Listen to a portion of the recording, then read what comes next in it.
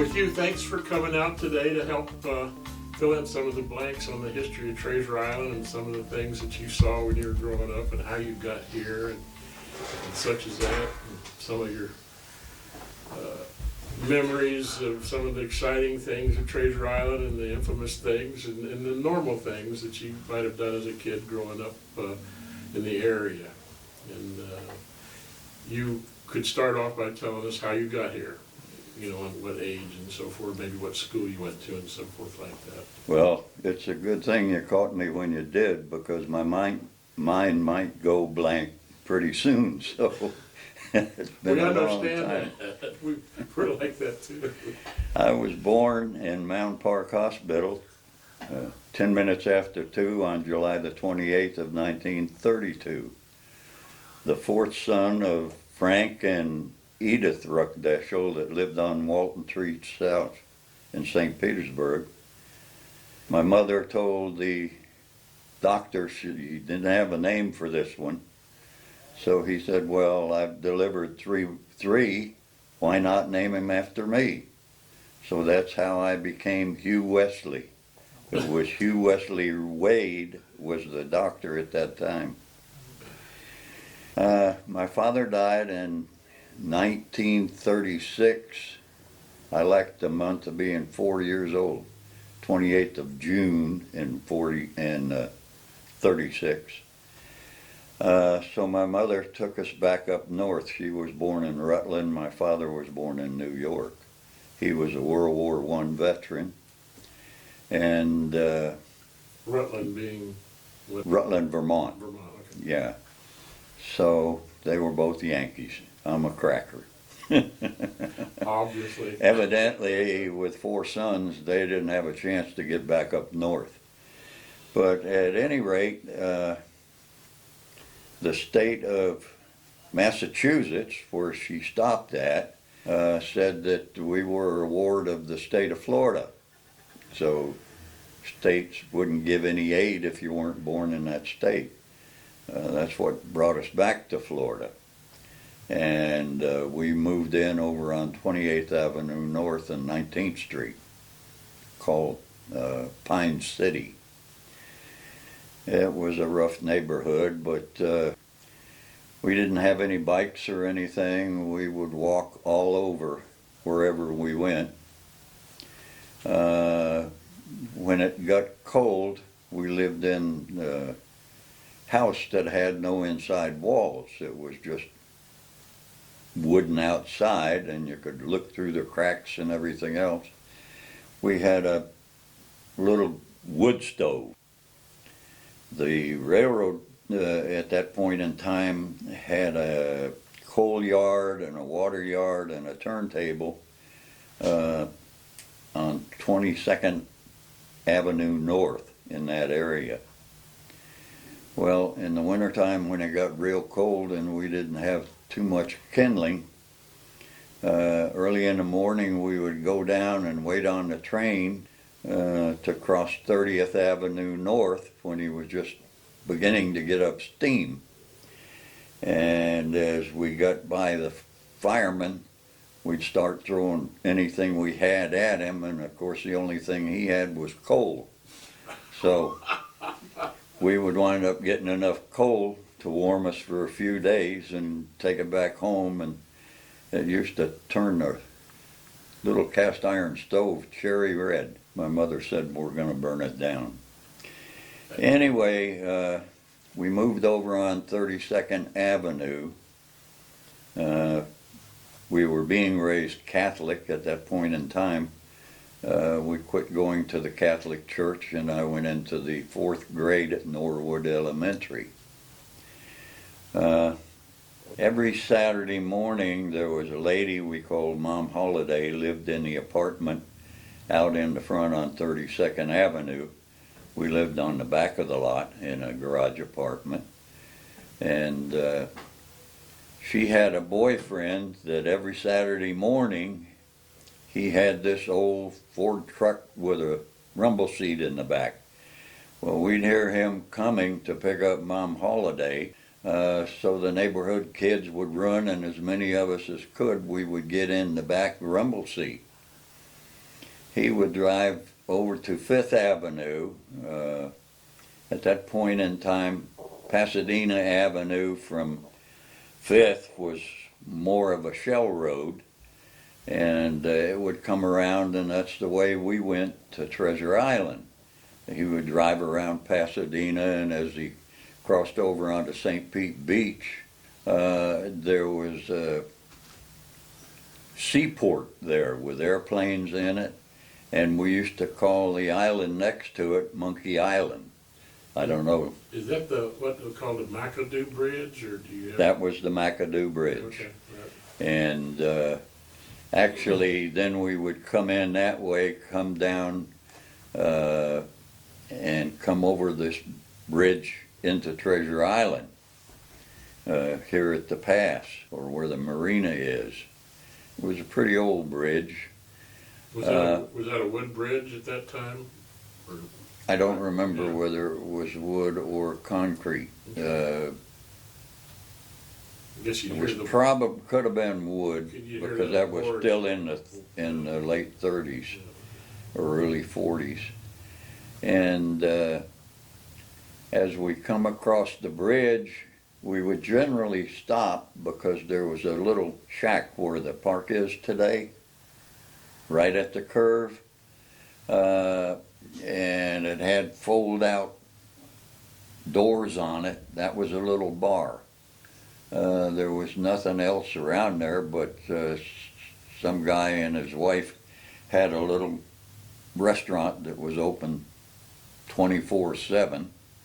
And anyway, we would go swimming, and somebody always had to keep watch on Mom Holiday and her boyfriend, because if they decided to go home, it was a long walk for us if we weren't ready to jump in that rumble seat. He didn't wait.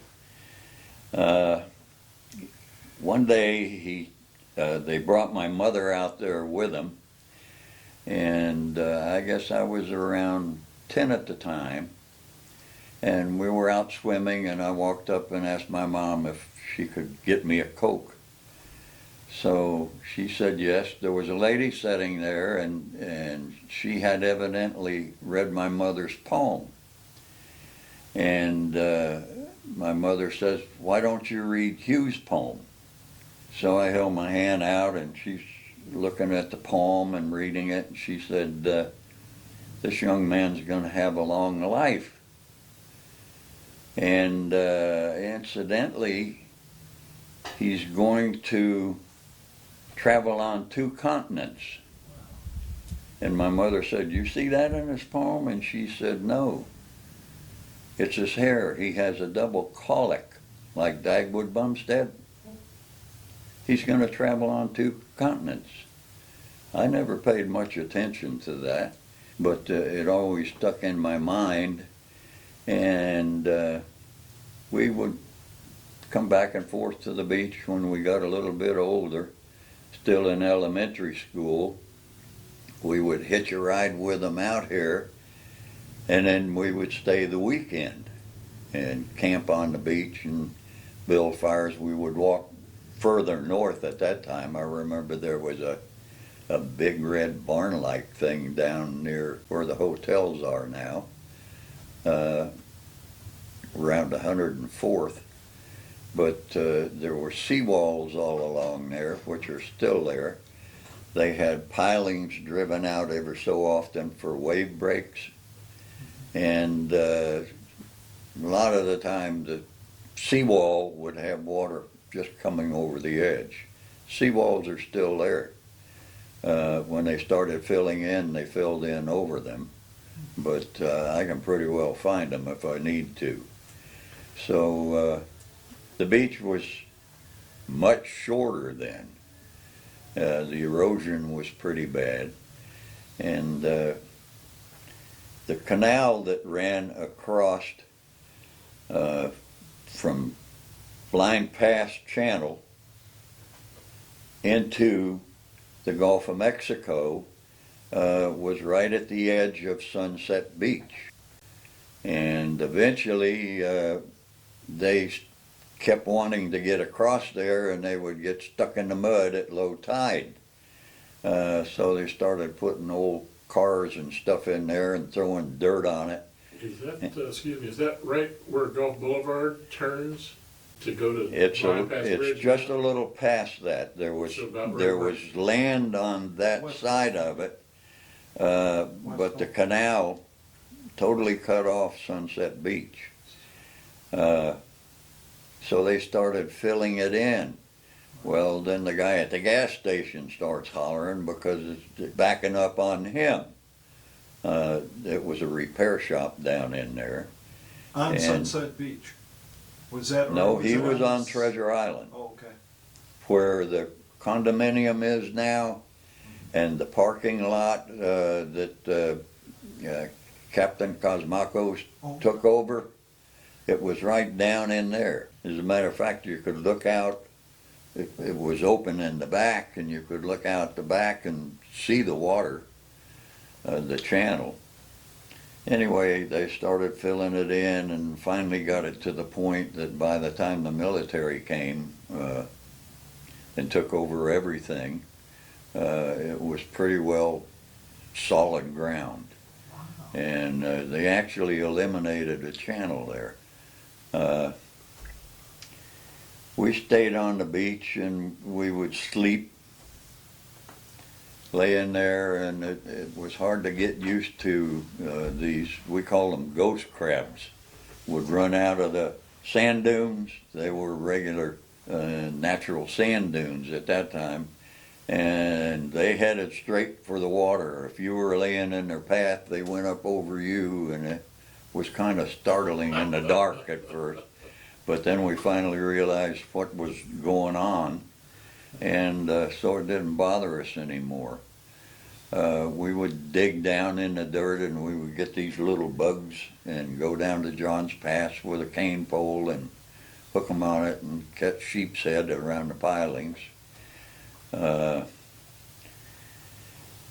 had my next to the oldest brother was helping the milkman out here deliver the milk. And about 5 o'clock in the morning, we would wake up, and there were a few houses down the line, and we would go down, and if they left 2 quarts of milk, we picked up one. That's what our breakfast was. Finally, my brother says to me one day, "If you punks are stealing milk, we got to go back out there and replace it." And the guy I'm working for is getting pretty mad about it. So we kind of had to quit that. But it was really enjoyable out here. We had a lot of fun. Yeah, that's interesting. There was this little restaurant on this side of the bridge, and the guy's wife ran it at night, and we would get up early in the morning to go down and get some coffee. She always wore a 2-piece bathing suit, and what amazed us was her hair grew up past the bathing suit, past her belly button. So we'd sit in there drinking coffee and looking at her. The biggest cheer of the day. Now, where was that restaurant? It was. It on was the a little John's Pass? shack where Cosmacos is Oh, today. Oh, on Blind Pass. Yeah, and the ground was lower, but it was still on Treasure Island. It was just angled across from the garage down there. There was Australian pines all over the place on the island, and I guess they put them up for windbreaks, but what they didn't realize is the Australian pines don't have a taproot. Right. They come from Australia. And when the waves would get high and the wind would blow, the trees would topple over. Once the ground got wet, there was no support to hold it. We built a lot of bonfires on the beach then. I think there was one police officer, but there was as I recall, 5 beach communities. There was no actual, it was a small Treasure Island community, but where I live now was Sunshine Beach.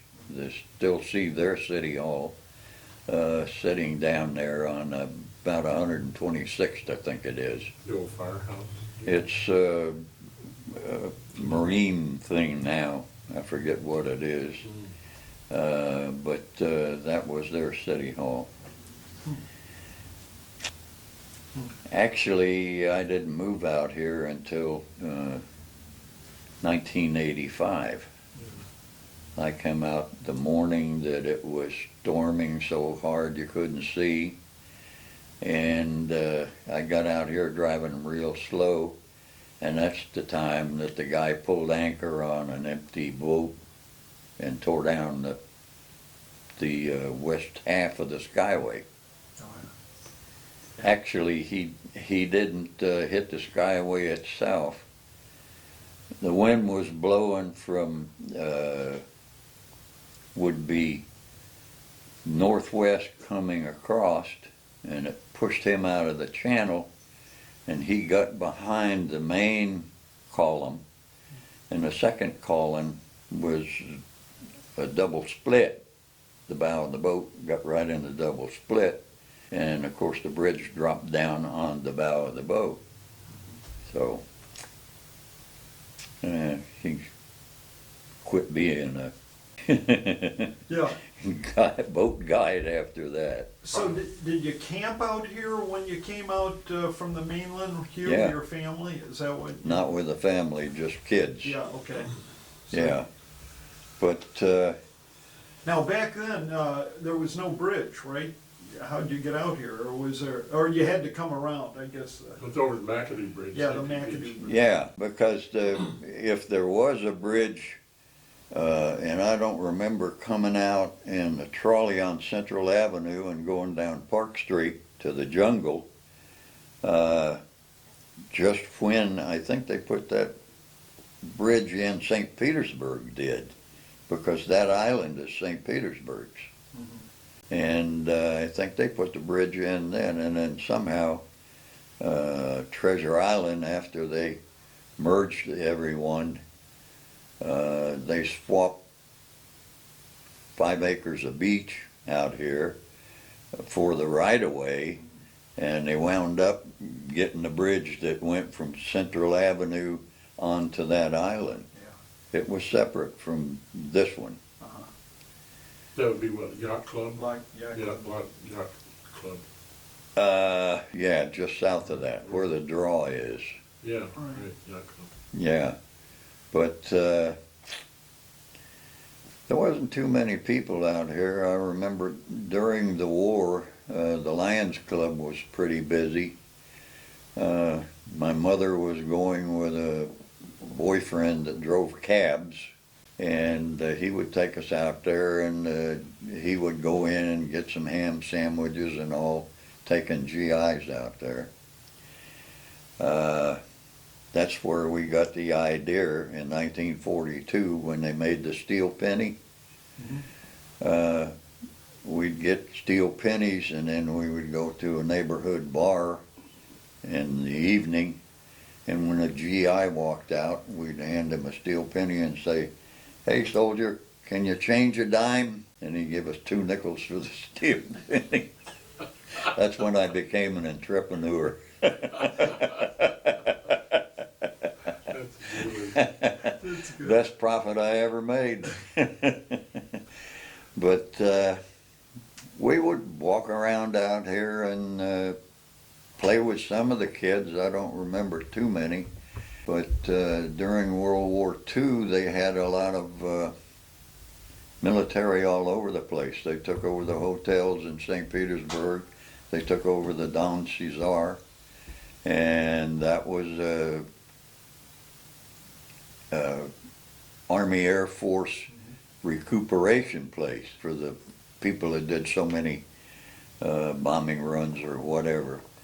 There was MacDill Field flew B-29, B-17s, and Drew Field flew B-17s. The P-38 base is now Pinellas County's airport. There was nothing but woods out there at the time. The GIs would march out in St. Petersburg, and they'd go out 4th Street. Well, it was pretty desolate then. That was mostly dairy land, and they didn't have real weapons. They just had these sticks that were made to look like a weapon, and they would get out around Ulmerton Road in that area, and they would be attacking things and all. There was a little lake out there, so we would get out there. They had this chicken wire with camouflage in it and all, and that was pretty interesting. And we got the bright ideas. We would really show them what might happen in battle. And we would catch these snakes, and they were mostly Yankees that came down here to train. Anyway, they'd be coming through the woods, and we'd jump up and throw a snake at them. You had a way to skirt it up. The only thing was the supposed rifle became a spanking tool. They didn't like any snakes. But we learned how to play with them, and we'd run and get Coca-Colas for them when they're marching along and stuff like that. I remember some guy getting us back in the early 40s, and there was a rifle range out on 4th Street. Well, the Army took it over and made an ice rifle range out of it. Well, these guys had these big circular cages built with a pole in the middle and an arm on it, and they would hang a rabbit on the end of the arm, and we would start pushing it on the side that didn't have too much pole on it. A bunch of kids, and start running and pushing the thing, and the rabbit would be hanging there, and the dog's chasing it, and the guy would keep hollering, pick it up, they're gonna grab the rabbit." That's how they trained them to run around the track. Was it a dog track? Yeah, for the dog track, all the dog owners. Well, let me pull you back out to the beach here a little Yeah. bit, because our primary concern here. Yeah, I get off of the... Did you have anything to do with any fishing, or did you see any red tide, or anything? No, exciting we didn't or- pay much attention about the red tide. We enjoyed swimming, never thought about sharks or anything. And I remember when I came back from the Army in the early 50s, before that we used to wade out in Bogosiega Bay and pick up scallops out of the grass. We'd have a rope on a number 2 or a number 5 tub and just pull it along behind us and throw them in there. And that's the way we got our scallops and stuff. I'd dive down and get oysters and good running water. Where the shrimp were plentiful back then, I guess. Huh? The shrimp, everything was plentiful back then. Catch a lot of redfish, and of course there wasn't too many people fishing. Anyway, the Army had these shore batteries, artillery pieces out there. One of them was still in Madeira Beach till they tore it down and built that hotel there. Huh. Their barracks were still there in that little channel that comes up in that area. I don't know where the one was around Treasure Island, but a Jeep used to run up and down the islands to supply them. So there was probably an officer and maybe 25, 30 men out there watching the shore all the time. Was that barracks about where on Madeira Beach where Church by the Sea would be? It's this side of it. You know where the Madeira Beach City has parking on one road there? on the right-hand side, just past the hotel. Well, it was on the other side of the street where the channel comes up almost to the boulevard. And it was in that area below the Church by the Sea. There had to be some more up above Madeira Beach and going into Indian Rocks, because they were protecting the whole area here. You think there was a battery down here on Treasure Island somewhere too, maybe? I think so. But Did you ever see any horses out here? horses around here? Yeah, because I heard that they patrolled the beach on horseback at one time during the blackouts and stuff. I don't really remember seeing any in the blackouts. Of course, there was a German submarine sunk out in the Gulf of Mexico, Right. not too far from here. But in a few ships that the submarines hit. But other than that, I don't remember any of that. I remember a bunch of soldiers out there. Wow. Pretty good, Yeah. good stuff. Yeah, now how about the old days of the Red Barn in that area down there? Do you remember that? I mean, that was a pretty wild place, I guess. Yes, it was. It was near where the hotel is built, the Bilmar, a little further down than that.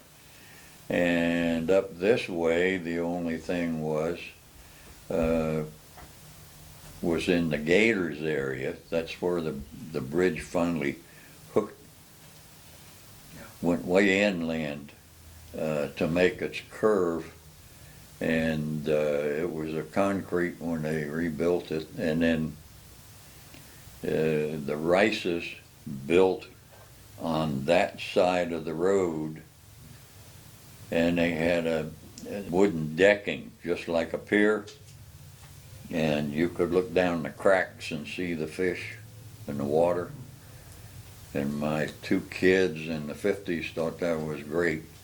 They dropped peas down there for the fish or their food, trying to get the fish in there. For the old Kingfish restaurant? Yeah, the old Kingfish. Then they built it across the street and tore that one down. I don't know whether the state made them do that or what. But we would fish off of that bridge. It was pretty dangerous because it wasn't too wide. Right. You had to hang over the side or get over the side when some of the traffic came, especially if it was a truck. So they didn't have the catwalks on the bridge back then? No, Oh, okay. no. And that was only 2 lane back then. Strictly for traffic. Well, the Indian Rocks Bridge was a wooden bridge, and it was one way depending on which way you were going. If one got on it coming out to the beach, you had to sit there and wait at about the narrowest place in Indian Rocks for them to get across, and hope another one didn't come in behind them. But Where did you go to school here? I went to Norwood Elementary, graduated from there, and I went out to Lellman Junior High on 38th Avenue, Yeah. 38th Avenue, just past what is now And then 34th Street. For high school, That was all Dairyland. I didn't get didn't go there. out of the 8th grade. Cool. I was in study hall one day. I had been sick several times, and I was in study hall because I had disturbed the mathematics teacher. They always said, have your homework ready by Monday. Well, I loved mathematics. I could twist numbers around and do all kinds of stuff. That was my favorite subject, that and science. And anyway, she called for the homework, and I held mine up, and she said, doesn't anybody else have their homework? No, we didn't get it done.